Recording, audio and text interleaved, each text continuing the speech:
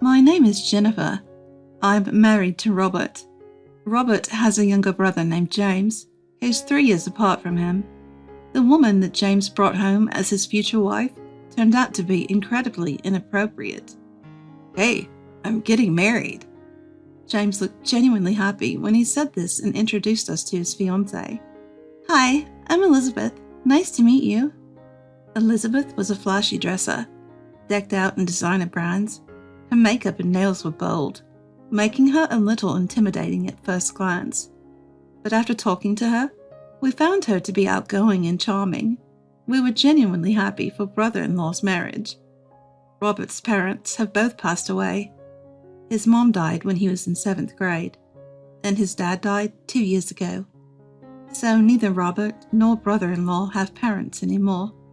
I bet Mom and Dad are celebrating your news up in heaven, said Robert. Look, I've been depending on you for so long, Robert. I don't expect that to change once we're married. Brother-in-law added. Don't say that, or I'll be taking care of you forever. Ha! Robert replied, both of them laughing joyfully. They had always been close brothers who discussed anything and everything. So, where are you guys planning to live after getting married? I asked, still absorbing their sudden engagement news. We're thinking of building our own place. The thing is, I travel a lot for work, so we're still undecided on where to build. My brother-in-law answered my question. Since he often had to travel for work, he had a tough time deciding where to live. We don't have reliable parents to lean on. If we live near each other, we can help one another if something happens. I agreed. My parents live far away, and Elizabeth, his spouse, seemed to have no parents around either. That sounds like a good plan. Yeah, but properties around here are expensive. We're not rich like Robert, so it's a tough call. The idea to live nearby was a casual suggestion, but they took it seriously and moved into a house relatively close to ours. After they settled in, we frequently had barbecues and drank together. It was a good time. Months later, they were blessed with a baby on the way. But tragedy struck the elated brother-in-law. On his usual trip back from work, he fell asleep at the wheel and passed away. Robert was consumed by grief over the sudden loss of his beloved brother. Elizabeth, on the other hand, didn't seem that devastated.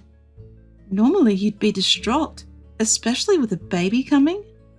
But not her. She did cry, but it looked fake, making me wonder. Feeling uneasy, I reached out to her. If you need anything after the baby comes, you can always rely on us. We'll support you in any way we can. Thank you. That was the last we saw of Elizabeth. Months later, we received a birth announcement from her and went to visit. But she said she was too busy to invite us in, so we left the gift at the door and went back home. It's crazy that we couldn't even see the baby when we came to visit. Absolutely. Our distrust towards Elizabeth only grew. After that, it felt like she was avoiding us. Anytime we reached out, she claimed she was too busy to meet. Then, before we knew it, a year had passed since brother-in-law's death. Out of the blue, Elizabeth showed up at our house. It's been a while, Jennifer. Long time no see. How have you been? What brings you here all of a sudden? I came because I need some advice. Is Emily not with you? Emily's at preschool. Being alone at home with her all the time was driving me crazy, so I enrolled her right after she was born. Oh, I see. Are you working then? Working? No way. Oh, okay. Good on you for managing preschool then. I got her in because I was diagnosed with depression after my husband's death. I got a doctor's note and everything. Wow, didn't know that was an option. Anyway, the reason I came today is that I need advice. Right, what's going on? Then, Elizabeth's next statement left me shocked. Would you mind paying our property taxes? What? What? Property taxes? Where is this coming from? We don't have money to pay the property taxes. Why would you think we'd pay it for you? You said we could ask you for anything, didn't you? Well, yes, but... Plus, you guys were the ones who insisted we live on that land. We never insisted. Regardless, property taxes for that land are higher than other places, and it's really causing us problems. Why don't you just work a bit and pay it yourself? I can't work. I've even got Emily in preschool, based on the excuse that I can't work due to mental illness. That's not our problem. Please, if we can't pay the property tax, we won't be able to live in that house. Look, I don't know all the details, so I'll discuss it with Robert when he gets home. Please do. After showing up out of the blue and making such an unexpected request, Elizabeth left.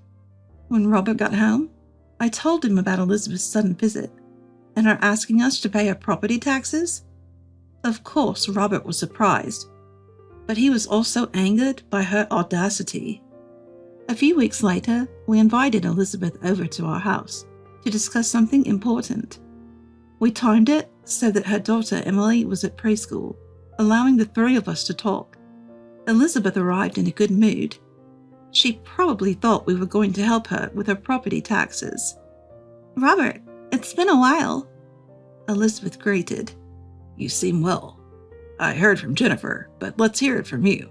What did you want to talk about? Well, I hate to be a bother, but I came to ask for help with the property taxes. She admitted.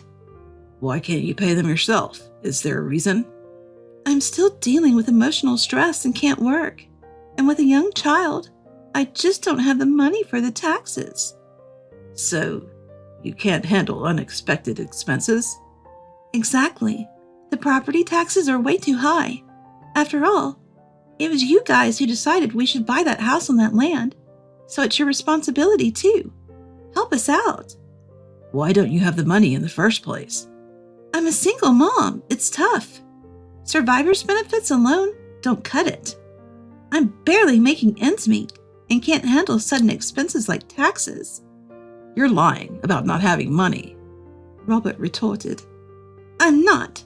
I lost a breadwinning husband. Are you out of touch with reality? You think I don't know anything? Robert said something rather cryptic. Hearing those words, Elizabeth's expression changed slightly. Whoa, you're scaring me, Robert. You're getting more than just survivor benefits, aren't you? What are you talking about? That's all I get. She defended. It's pointless to lie. I know everything. You're getting money from life insurance, too. Elizabeth remained silent. My brother had life insurance, you know. He was insured for about $1,000 a month until about age 60. So what?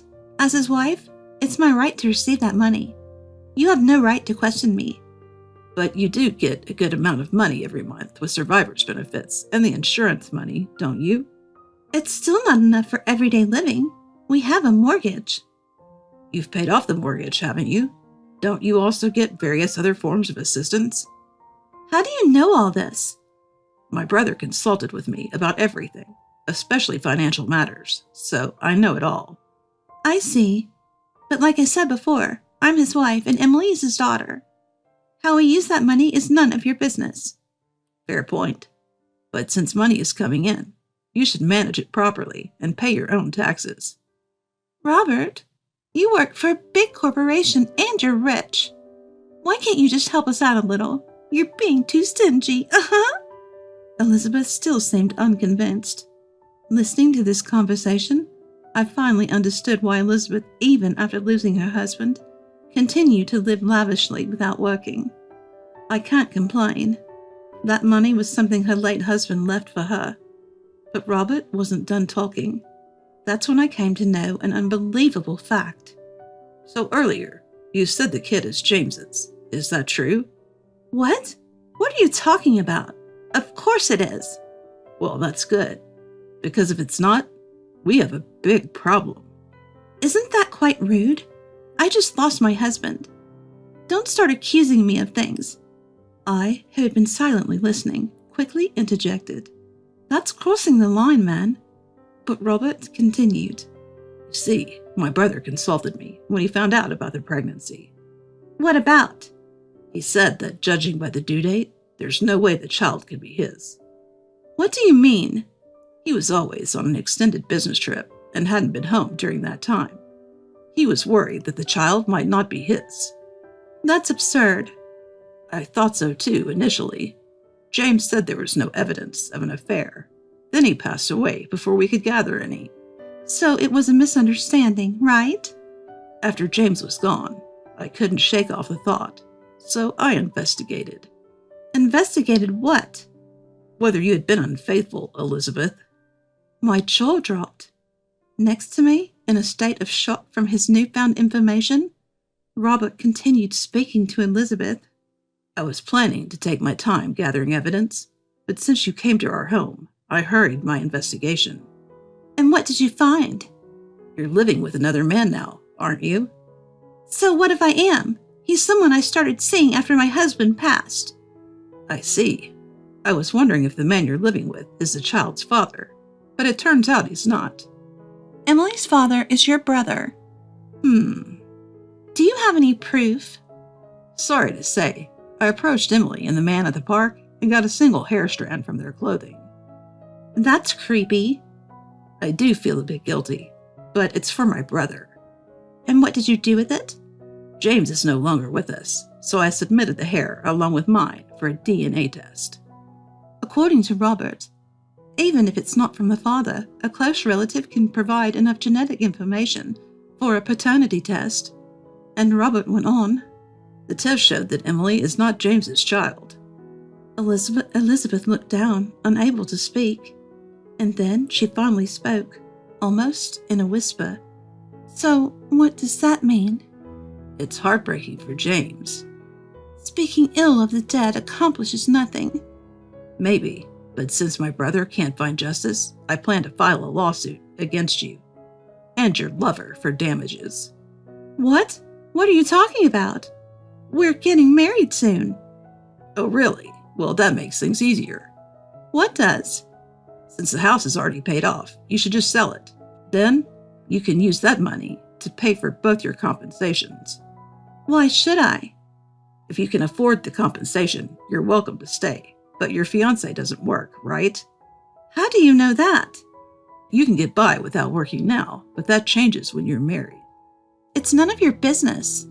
That the conversation was far from over, and angry Elizabeth tried to leave. Robert spoke up. I'll handle the property taxes for you. I'll also start the process for selling the house. Angry Elizabeth stormed off and eventually sold the house just as Robert suggested. The house sold quickly due to its desirable location and being relatively new. Elizabeth paid the compensation with the money from the sale. Apparently, Elizabeth and her man got married.